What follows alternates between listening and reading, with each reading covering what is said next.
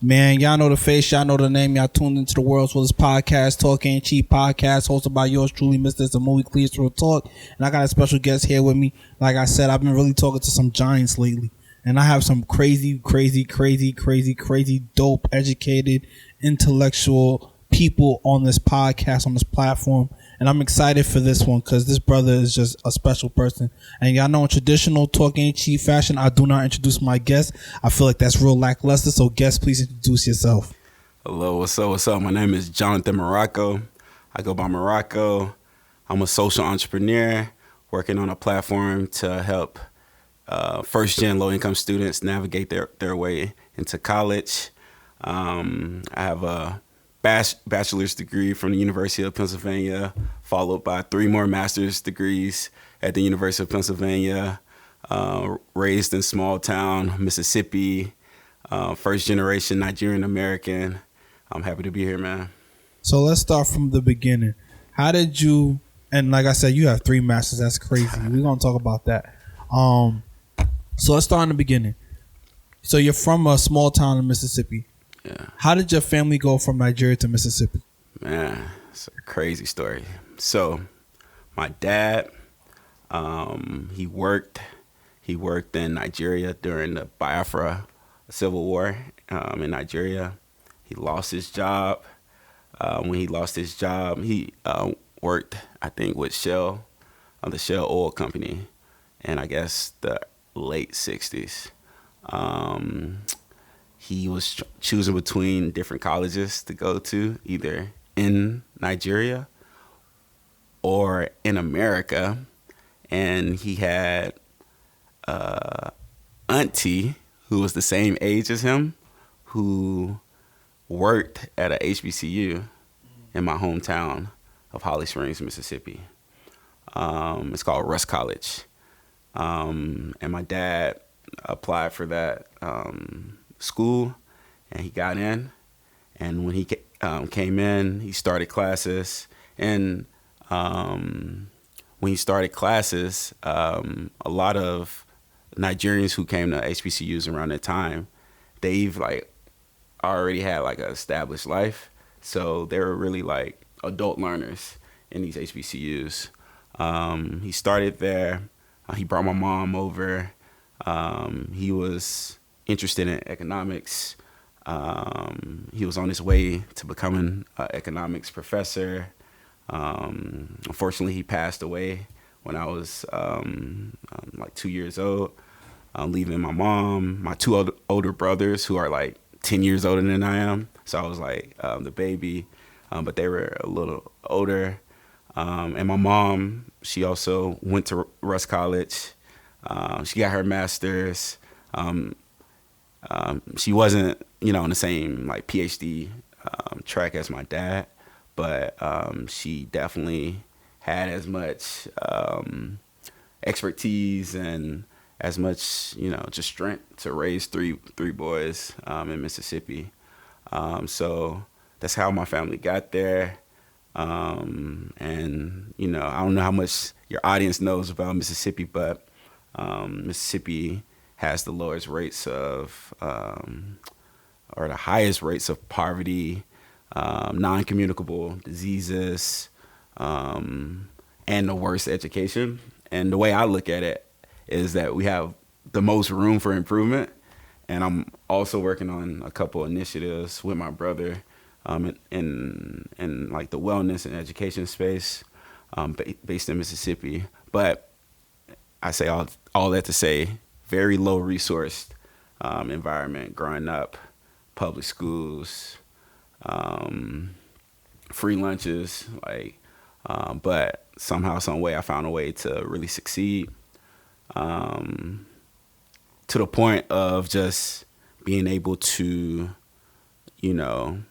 make really good grades early on and then become the valedictorian of my high school with also the highest ACT scores. And literally my last year, they didn't have any classes for me to take. So I also started this recycling initiative just in my town because a new recycling corporation came in, and I used to work at a grocery store. I was a bag boy at a grocery store, and we used to like stock the shelves too. And the milk crates came in like these boxes that after we stocked the shelves, we would just put the cardboard boxes in the back. I basically grabbed like 20 of those, put like I think I went to a Word Art or something, made like a flyer to put on it, Word Art or a PowerPoint, something, put a flyer on it, told people to like put their paper in there. And every week I would just go around, collect all the paper and take it to the recycling and like track it. And no one told me to do that. I was just like, that's something to do because there's no classes. You know, lo and behold, schools like the University of Pennsylvania, that's what they look for. They want people with initiative who like created, you know, whatever, nonprofits. They want like the top of the class. And I just applied. And after spending so much time at Penn, now like you see people's resumes, like they know, like these students who have people to say like, hey, you need to start a nonprofit at 8 years old, you know, and do this for this amount of time because it's going to look good on your college applications. Like 50% of students, they have that. But me, I was just like making something out of nothing, and like the stars aligned, and I got into the University of Pennsylvania with that. So when you were younger and, you know, your dad passed away, your mom raising 3 boys, like, did you know what you wanted to do, or like, how were you figuring out, how were you navigating that space in that time? Man, I'm gonna tell you something about Mississippi, bro. Growing up, we were just having fun. Like, to paint the context of my childhood, you grew up with everyone from kindergarten to 12th grade. You know everybody's family. You know where everybody lives. That's the time when like MySpace and I don't know if people know like AIM, Uvu. Shout out to Uvu, bro. man. If you know Uvu, it got crazy. It got crazy, and we were really above the curve and just like interacting with technology that we just take for granted now, right? On MySpace, to do your top 5, to do your pages, you had to learn how to code and stuff, right? So I was always like into all that stuff. I didn't have a laptop. I didn't have like internet at home. So I used to go to the public library, play games on the library, go to MySpace, do all these things on the computer. iPod, like getting music off LimeWire. Like we were very like in the weeds of stuff. And with me, I always just knew there was more out there. Like these things interested me, were like, super interesting, but the actual technical expertise, no one gave us that exposure, but we were like in it. All my friends were in it. With me, I think I just always just stayed curious, and I just knew there was always more. Like to this day, is websites I always go to, and it's a crazy lineup of websites I always go to. I always go to like it's a new one that I go to that gives me like information on technology and like what's happening in like startups and stuff like that. I also still go to like World Star Hip Hop. Really? Yes, on a consistent basis. One reason why I do it, I learned about the Gates Millennium Scholarship on World Star Hip Hop, and I won that scholarship. You won Gates Millennium? Yes. That's Gates crazy. Millennium, right? I won it, just on it, like as a little kid, like a kid. I'll never forget. They were talking. Someone was like making like a graduation speech, and that's what they put. Because on World Star, they have stuff all across the spectrum, and they really stay close to like the streets and also like things that people use and kind of tap into to get to the next level too. So I'll never forget. I was on it. Gates Millennium Scholarship came up. I looked it up. 10 essays. I tapped into like my Teach for America teachers, and I just like started applying for all that stuff, and I won the Gates Millennium Scholarship. So for those who don't know, what is the Gates Millennium Scholarship and how much is it worth? So the worth is on a spectrum. So first off, Gates Millennium Scholarship is a scholarship to support non-traditional students, either first gen to college or low income. I'm low income. Both my parents went to college, Russ College, and it supports students who have more like a disadvantaged background, and it pays for undergrad if you need it for undergrad if you don't have like a scholarship, and it also pays for specific grad programs. So I use that scholarship to pay for my grad programs. One thing that I didn't know and a lot of people probably don't know is when you get into top institutions, they have income-based scholarships. So a lot of students, for me, for example, I didn't touch any of my Gates money, essentially any of my Gates scholarship money in college because Penn basically gave me a highly aided scholarship because my parents, I think highly aided scholarships started at like $100,000 and my mom was making like $20,000, $30,000. So I already had it paid for, right? So do you get like a refund as well? So at specific schools like Penn, you didn't. The refund that you got was like more of a normal refund, nothing too crazy.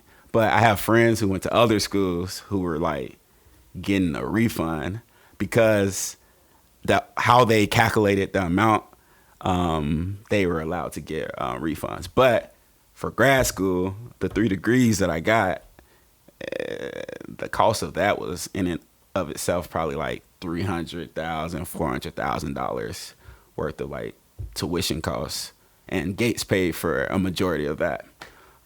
So the value in and of itself can span from, I guess, like $100,000 to $1 million. Like I can still go back to school for a PhD, and if it's not paid for at Gates, I think I have a couple more years of eligibility. Will pay for it. So that was super helpful in my path, and I learned about that on WorldStar. So to bring it back, we were just tapped in everything, and I always just stayed curious, and that's just the idea of just wanting more information, trying to kind of seek information that isn't readily available to you. I just always had that, and I think compared to like my friends from back home, that's where we kind of split off, because we were all like smart, and able. I think that curiosity piece, I just always looked up something. Like I'm looking up something. If you tell me something, I'm looking it up, and I still do that to this day. And it's kind of like my lane. Like that's how I've gotten so far. So growing up, it was a lot of that, just being low resource. And then when I got to college, like Penn, Ivy League, everything's at your fingertips. So I was like a kid in a candy store, I'm talking to everyone, and I'm like so naive that it's like I'm really trying to understand who you are, not really like looking for something from people. And that just formed, very genuine relationships, and has been like one of the best decisions I made in what I'm trying to do now, which, building this ed tech platform for students like me to, have a fair chance and becoming the person that they're going to become. So what was it like navigating Penn coming from Mississippi?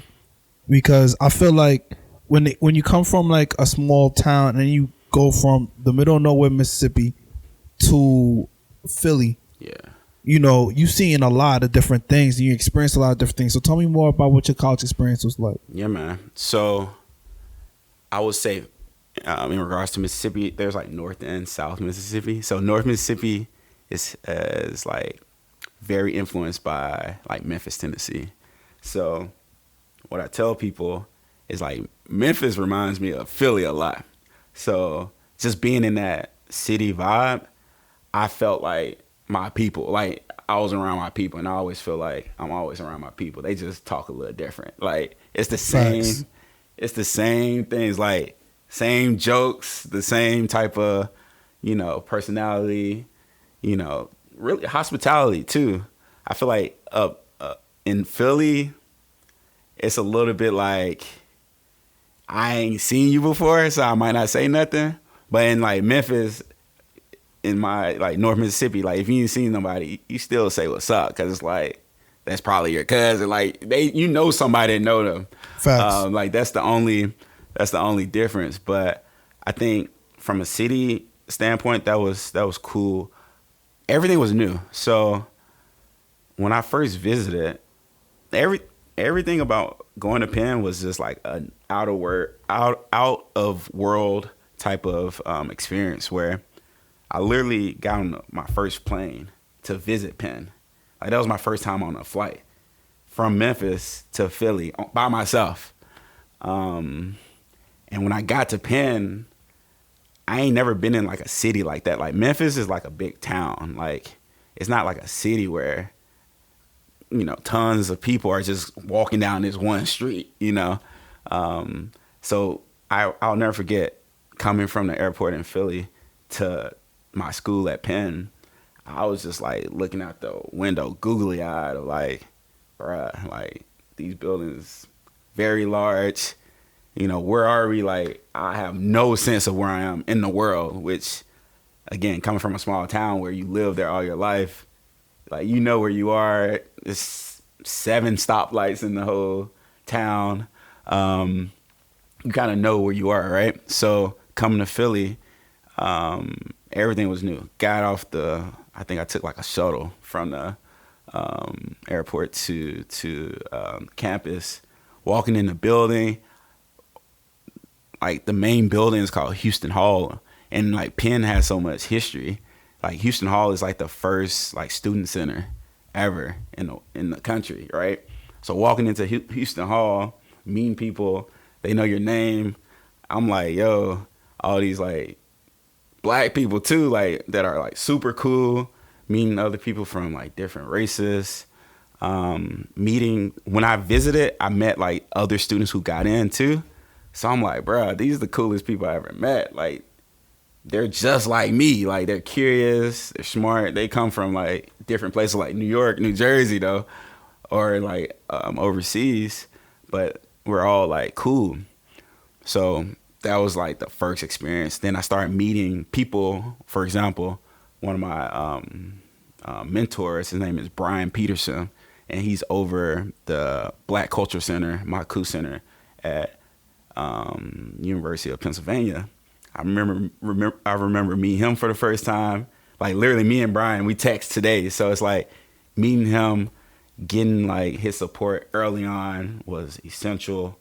And then I tapped into different like trio programs once I accepted going to Penn. Tapped into like the trio student support service program, where we came in that program at Penn. We came like 4 weeks early. So I visited, I came back to Mississippi. I was actually about to go to Vanderbilt. I told my mom, I was like, hey, I'm going to Penn, because it was just so different. Like the classes were crazy. People I met was just like so different. And I feel like, I don't know, I'm finally seen in the world. Like here in like Mississippi, I feel like a big fish in a small pond. But there, I just felt like I could do anything. And, I'll be there for 4 years. Why not move to somewhere else? Like nothing's going to change in Mississippi. I can always go back to Mississippi. That was my mindset. And then I accepted, and then I came back for the trio program for 4 weeks. And that was crazy. Like we're taking classes. We're getting like acclimated to the campus, like dorms, services. We have like this learning center called Wine Garden. I got mentors in that, because I used to literally go there every 2 to 3 weeks, because I essentially had to play catch up, because my school didn't have any AP classes. My school didn't have classes for me to literally take my senior year. So the classes I'm taking, these students, they've gone to private schools all their lives, private schools that cost more than the college costs all their lives, like tutors, like these students are ready. And I'm like literally learning new material on every day of class. These students, they're not really learning new material. It's like different, just like the next level of things that they already know. I'm learning like brand new things. So I had to really tap into tutoring services, learning services. Spent so many hours in the library my first year, bro. Like 8-hour days in the library just to get like average grades. Like it's kind of crazy how many hours I used to like literally like study just to understand the material. And I was pre-med, so you know that's cutthroat. And like what you learn is like, again, students, they already know the material and they're just trying to beat the curve. Like they know the information, they just have to study a little bit more just to like get higher than the curve. Me, I'm learning stuff from scratch. And then I'm trying to like get above the curve. And I was just like barely getting the curve on a lot of pre-med classes. And I stayed pre-med my entire time. And I'm glad I did that. One, because it forced me to like learn how to think. Like I was in a pressure cooker for 4 years of just like constant like, all right, what's next? You know, learning this thing, failing, all right, trying again, failing better. Like I just had that consistently over 4 years, and it really just taught me, not really taught me, it just strengthened my like my thinking skills in a way that is the perfect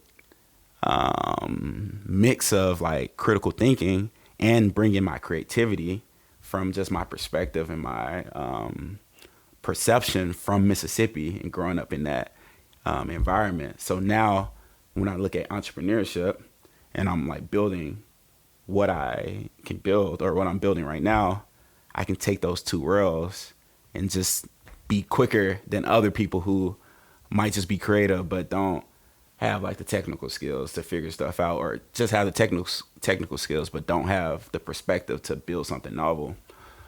So going to Penn was like one of the hardest things ever. By the end, like my, I guess, success story after, you know, struggling all that time is Penn has like a tradition of giving like 4 awards to, I guess you can say, the most popular students or students who are involved on campus and like are doing well enough to even reach the eligibility for this award. 4 male students and 4 female students, and they've been giving out those awards for like since like 1899, and I won one of those awards out of all the males in my classes. And with that, you know, you had to have a certain GPA, you had to be involved on campus, and your classmates had to, you know, vote for you too. So like that was like a real testament of like, yo, I started from zero, and I not only, you know, learned how to learn and, you know, did well, I also like engaged with my fellow students in a way where they're willing to vote for me. Like I did stuff on campus. I was super involved on campus too. Like I did things that really made Penn fun, whether it was like Greek life related, or I used to throw like concerts. I was like a director of a concert group to support like minority students as well. And, you know, just to like end my graduation, not only winning that award, one of the 4 awards, I was also like the graduation speaker, the student graduation speaker for like the Black Cultural Center's Black graduation too, where they give awards away, but they also have student speakers who they don't win awards. They're just like the student speaker. Like it's kind of like the ultimate award. You're the student speaker for your class. So it was just like, it was just a testament of just working hard and like being true to yourself and like taking a bet on yourself. So it was hard. To answer your question in a simple way, my experience coming from Holly Springs to Penn, hardest thing ever, but it definitely made me like the man I am today. If there's anything you would have told yourself at that time, you know, regarding that process, what are some things that you would have told yourself? What are some things I would have told myself? So I'm big on like not biasing people's experience and like letting people figure stuff out, because at the end of the day, you need to have that intrinsic motivation to do whatever God has for you to do, right? So I don't know if I would tell myself anything specifically, but I would like give a nod to doubling down on things that, you know, I might have like considered, like, you know, is this like me? Like, and this is one reason why like my friends from back home, why like they'll be my friends forever. I never like succumbed to peer pressure. Like I was always my own person. And I think my friends they were like really good with not like looking for anything from me. Like we were just boys, you know. Then when I got to college, I was like the same, like just myself. And in college, like no matter like what college you go to, everyone kind of like averages out. And I never like averaged out. And I would just give myself a nod to like be yourself. Like stay true to things that you did in this small town, because like that's how you found your lane. You already found it. Just be yourself, and that lane is gonna differentiate you and bring you everything you need moving forward. So it would just be like you doing good. Like you make like what you're doing right now is innovative, and you can't even, and this is just purely you. Like you're not even trying to be someone or do something. Like you're being truly you. Stay truly you. I love that. So what did you get a bachelor's in? So I got a bachelor's in essentially behavioral science. Okay, cool. And for a lot of people, they feel like they don't use their bachelor's after they graduate college. Do you feel like your bachelor's was like essential to what you're doing now? Yeah, so it's funny enough, I am, but philosophically, I think it's okay for you not to use your bachelor's in what you do. Why is that? So like my example that I gave for myself, like I learned how to learn. I learned how to become scrappy. I learned how to become who I was in college through, you know, the pre-med track. The behavioral science degree, it was basically, the formal name was biological basis of behavior. So we took a lot of biology classes that double counted for like the pre-med track stuff. So I was like in biology while also in like psychology, like the science of drugs, or like the science of like your gut system and all that stuff like that, which was like very cool and just interesting things to be learning. And like behavioral science and like the psychology of like why people do things. So I used that aspect of my degree, but like the technical science knowledge, I didn't. But I wouldn't trade that for anything. Like that gave me, you know, the confidence to really know that I know how to critical think about things. But I think if you can align those things, that's definitely the ultimate goal. But like, you got to be scrappy in college. Like you got to apply for, you know, internships. You have to form relationships with your professors. Like people know people. You want people to keep you top of mind. And from there, they can suggest different careers and move forward for you. So my next question for you is, what is it like being black at UPenn? Black at UPenn. So I would say UPenn and black people have a long history. First off, just being in Philadelphia, history of just black folks, doing their best and making something out of nothing.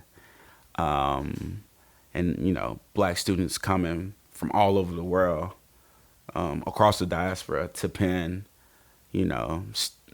starting businesses, leading countries, starting like single letter chapters on campus, and going to the best schools for like business or medicine or law or what have you, and doing like some phenomenal things in the business world.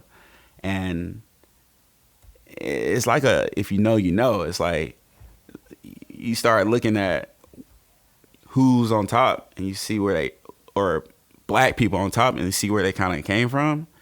And it's like, oh, they went to Penn for undergrad or they went to Penn for grad school. It's like, oh, that makes sense. Like, they're a real person. So I would say being black at Penn is like truly being like black on a predominantly, white institution that, has a long history. Like Ben Franklin, founded the university, right? In Philadelphia, which was like the first capital. Like, it has a long history of whiteness, and black people, we've kind of carved out our own history in that institution, and I would say the experience in and of itself, like the Black Penn experience, like we had fun, like it was all of it, I'm a brother of Kappa Alpha Psi Fraternity Incorporated, and talking to like my old heads about like the type of parties they threw and the people they were bringing to campus, like the cops used to negotiate with them on how to like crowd control in like the 70s and 80s for parties that they threw, community events that they put together. I guess bringing that to like more of like our time in college, like we used to throw parties that we had fun too. Definitely. Philly was a fun place to be. And the thing with Penn specifically, like we bring other colleges to our campus as well. So Penn is like in the center of Philadelphia, specifically West Philadelphia.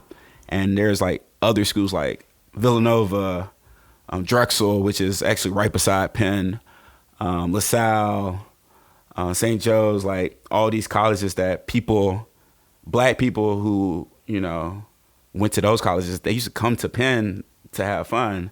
And, they would bounce back from like Penn and Temple, and like we would have like a network of just like black people doing things and having fun, really like, working hard and playing hard. So I think my Black Penn experience was like everything I asked for.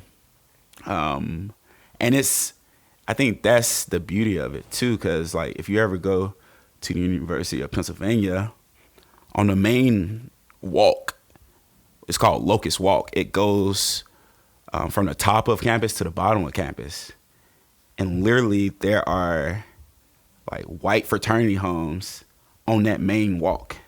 So think of just the student experience. Like you come from wherever you come from, black, come from wherever you come from. If you don't know about like fraternities or Black Greek letter fraternities or in sororities, you'll see those houses and be like that's what's normal, or that's what I'm supposed to do. They literally throw parties at their homes. They have literally, it's a house called Castle that looks like a castle that's on campus right beside the Love statue. Like it's just right there and like that obvious. So if you decide not to do that and you really learn about the legacy, the Black legacy on campus, let's say we're just using like Greek life as an example right now, you realize that it's as much like legacy in the Black Greek letter organizations on campus than it is in these houses that are on Locust Walk. And it's like you learning that makes you want to be part of that legacy and even more. And I think the Black folks who like really carry that torch time and time again, that's what drives them, like being part of that legacy and like really showing people like, if you want to know more, it's something interesting here. And being a part of that and just like carrying that torch is like so fulfilling. And again, the network is crazy. So it's like, if you have those stories, you can do whatever. Like, you can talk to whoever. People will trust you automatically because you did that in undergrad. Because it's like a unspoken language of like, oh, I did these things. I trust you immediately. What do you need? And it goes from there. So my Black Pen experience was a lot of that, as well as, you know, really understanding different environments, opportunities, different types of people. I've learned a lot at Penn. And it's just, I don't know, I love it so much that it's just like, it's a place where you can really see the world at large, and like the United States in and of itself too. So from my perspective, I really just, I felt like I had like a real assimilation of life at Penn that I can like take those lessons into what I'm doing now. That's dope. Yeah. So 3 master's degrees. 3. What are the 3 master's degrees, and what made you want to get 3 master's degrees? All right. So first off, they were free. Shout out to the free, man. Yeah, like, shout out to all the debt-free people out there, yeah, man. Yeah, man. So that was like so undergrad, like I said, I was flipping every stone. And I had that scholarship.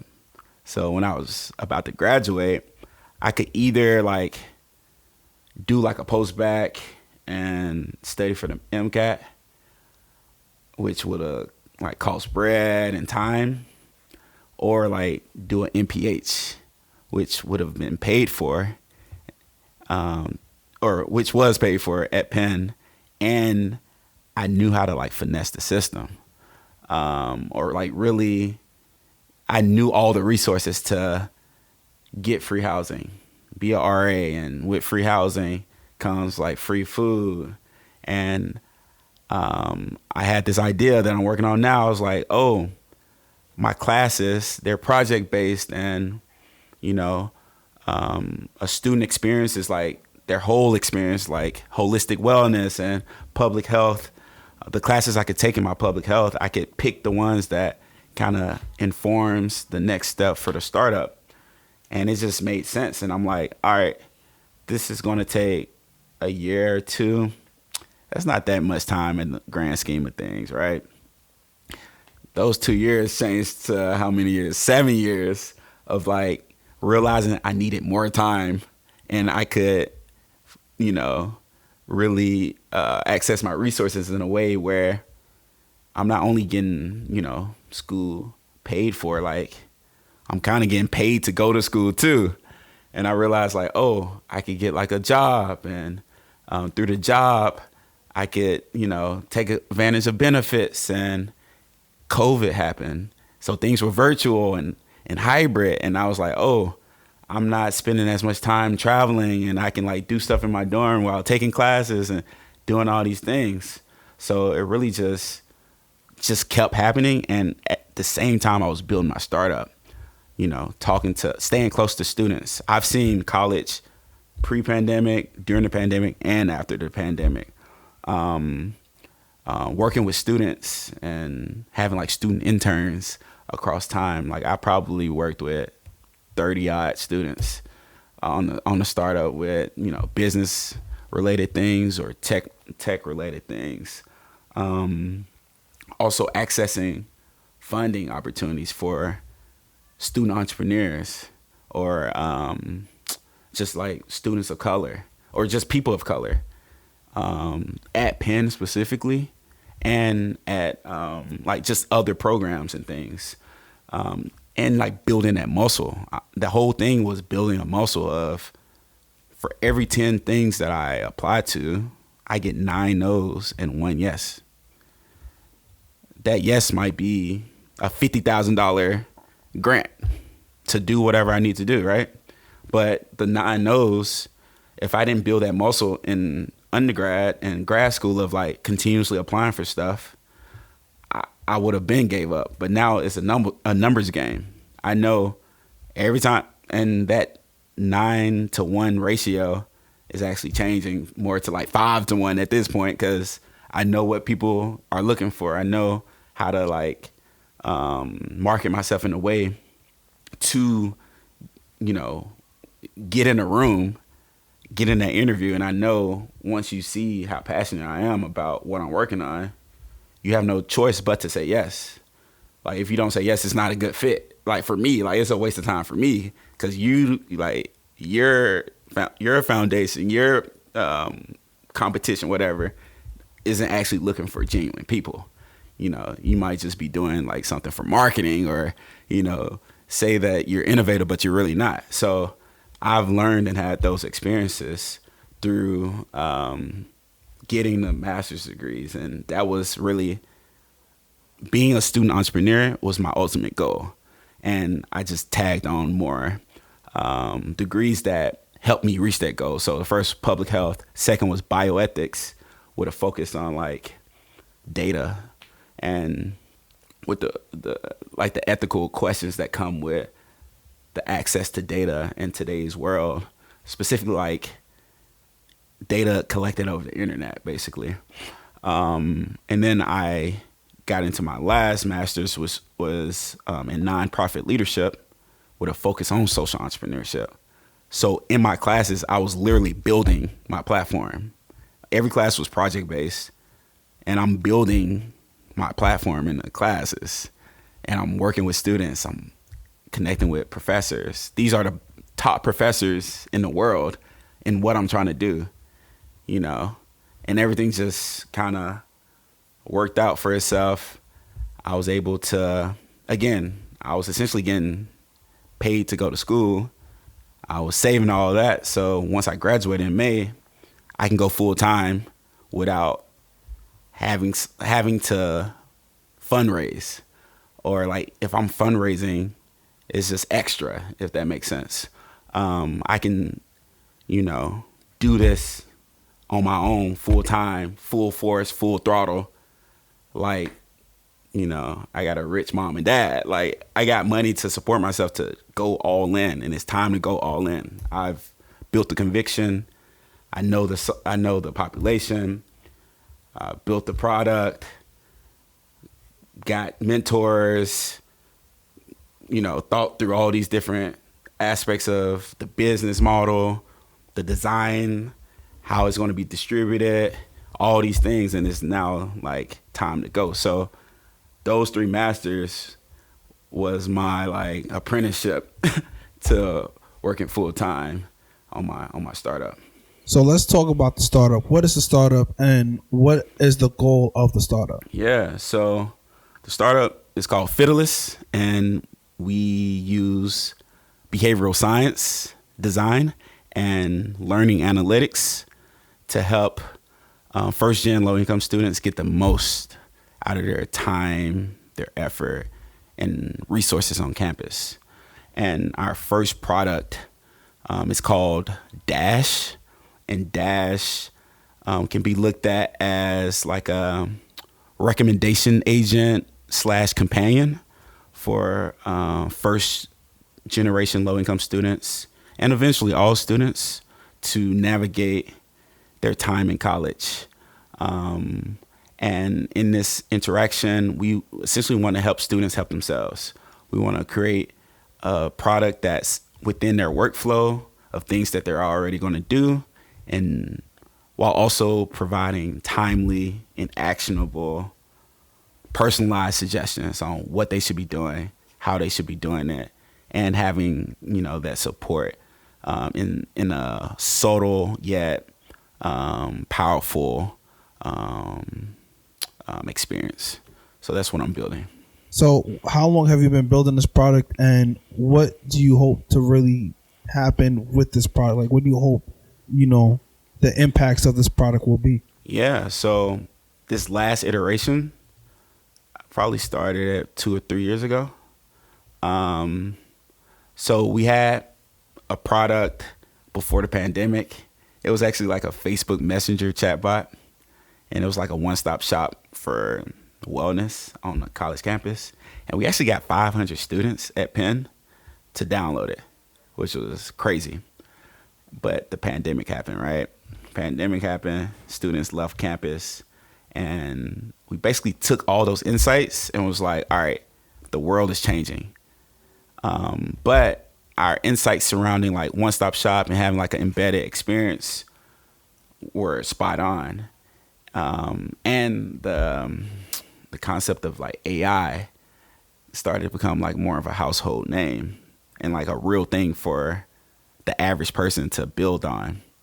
And with those tailwinds and those learnings, we started building what we're building now, Dash, which is, that college navigational companion that first gen low income students will use to graduate at higher rates, start the career that they want to start, feel confident, be healthy, make friends, all in this one experience. And the ultimate goal is, I believe every student is going to have a companion in college to help them do what they need to do, and help them be the best version of themselves. One, because college is so expensive. Like, there should be more support, and in building and becoming the person you're supposed to become, and like getting the career that you hope to get. Like, that should be more of a guaranteed thing than what it is now. And having a companion to really guide you in that approach, every student will have that in some capacity. My prediction is in the next 5 to 10 years. So we want to start with first gen low income students, because that's close to my story as a low income student, as well as if we can solve it for that population of students, it'll work for every other student.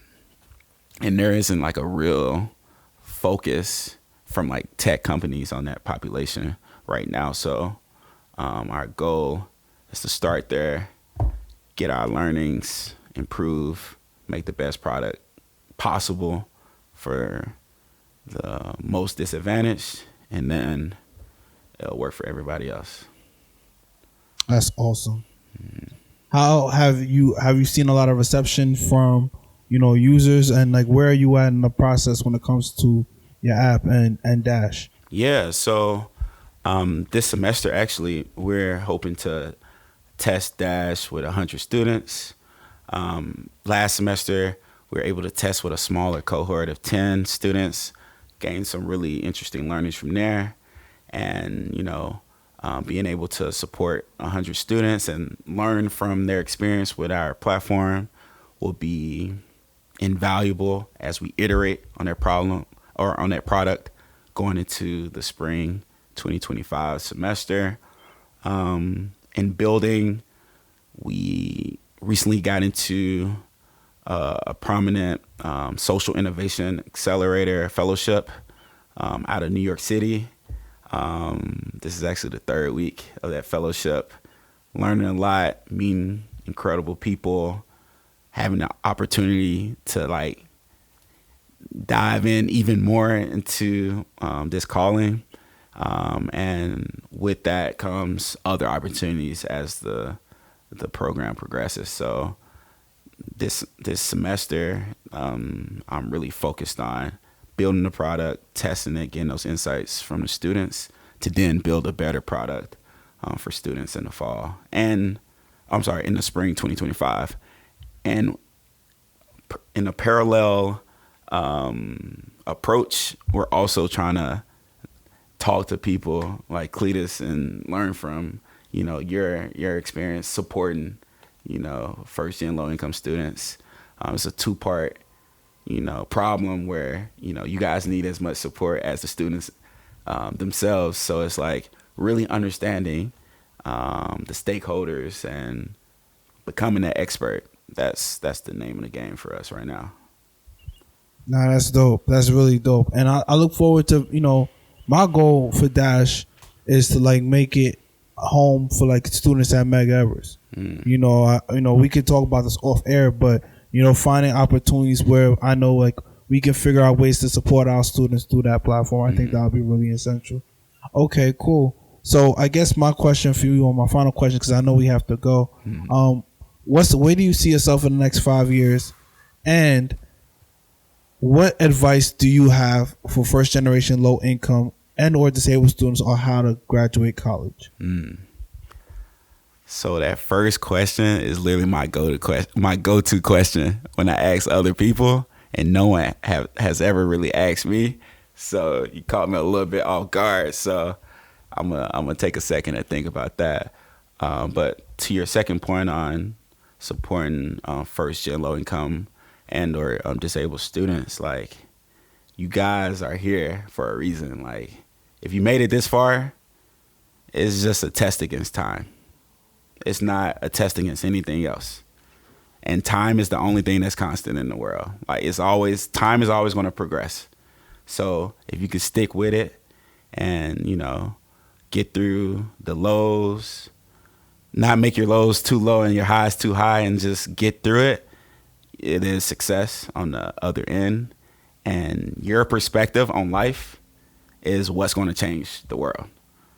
You have a novelty, like, you have a new perspective that isn't the status quo, and we need your perspective to impact the world. So it's bigger than all of us. Like, you succeeding is bigger than you just succeeding. It's for all of us. So I think that should, light fire under your butt and get you to, get through those hard points. And there is support for you.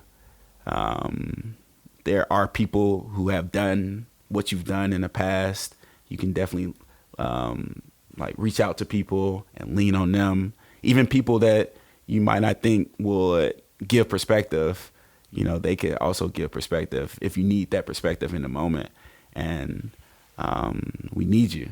We need you. The world has so many problems to fix, and we need you guys to really, try your best, fail, try again, fail better. Like, we need that to happen time and time again, because, the disparities in the world, we don't need a singular winner. We need hundreds of winners who, found their lane and stuck with it. So I'm here to support whoever I talk to. Like, I mentee and talk to all students. Like, I wish every student well, and I'm always like an open door for support. So we need you guys, and I'm here to support. In 5 years, what I see in the year 2029, man, that's gonna be a crazy year.